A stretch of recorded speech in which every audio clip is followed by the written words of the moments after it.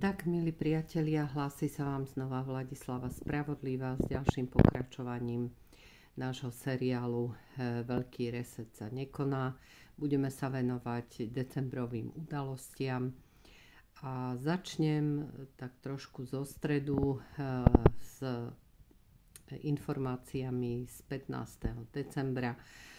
Tie predtým vám vyložím v ďalších videách, pretože informácie z tohto dátumu sú zaujímavé a svojím spôsobom mimoriadne.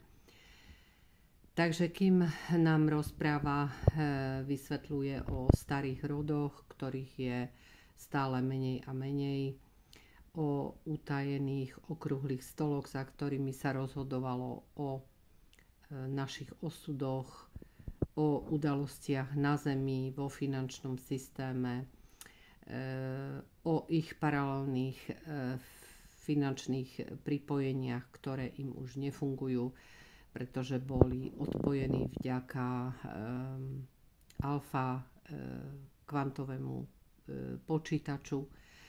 Veľa ľudí o tomto nevie, neverí, že existuje. Dôkazom však sú udalosti okolo zavretia a krachu bank, keďže vieme, ako sa nekrytý americký dolár posúval svetom a dnes to už nefunguje.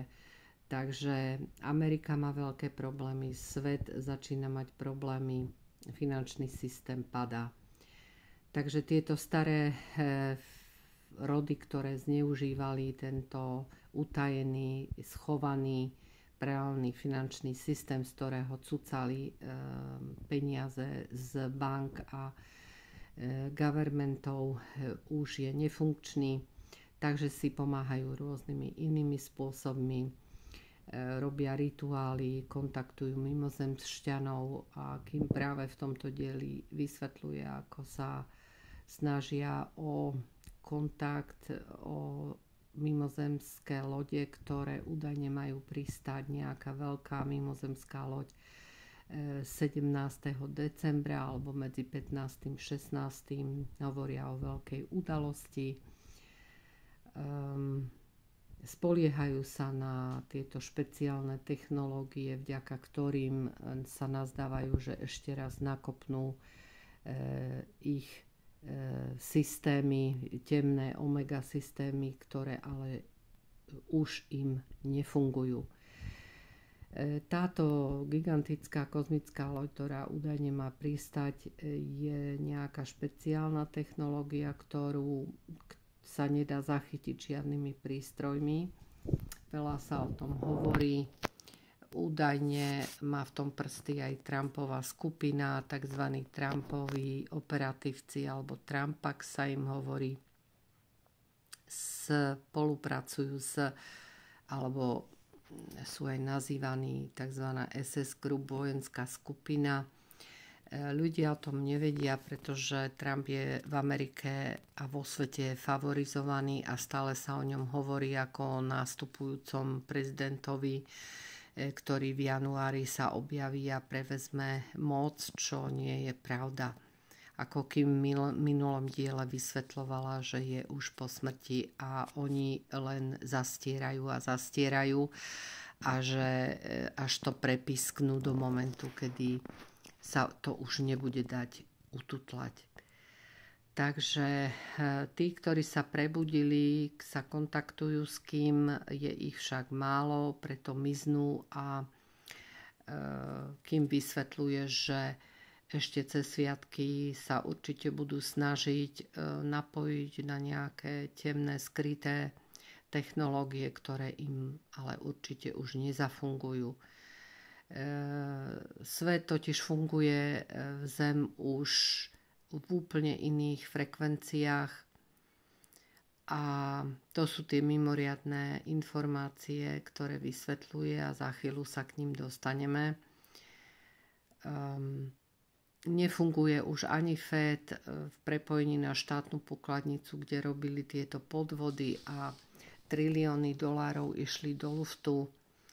týmto starým rodom, ktorí si to prerozdeľovali, uniknutá alebo zverejnená informácia v mainstreame bolo spomenutých posledne nejakých 5 triliónov dolárov, ktoré sú údajne expirované a ktoré rekalibrujú a zmenia úplne obchod s cennými papiermi, takže ten veľký pád ešte sa len očakáva. Tak elity ešte dúfajú do poslednej chvíle, že sa nakopnú nejaké falošné servery alebo internetové bankové portály majú nejaké pokusy o nový integrovaný systém cez internet, možný je aj blackout, úplné vypnutie, ale Kim hovorí, že určite sa im to nepodarí. Prečo? Pretože oni fungovali zo spodného astrálu a to si dnes nebudeme vysvetľovať, to vysvetľuje Kim v iných dieloch. Hovorí však, že dosiahli sme na planete 97% očistý a intenzity svetla, pretože sa zásadným spôsobom zmenili tie frekvencie, takže očistou aj kvantového systému alfa dochádza denne k 2% očiste našej Zeme a tým temné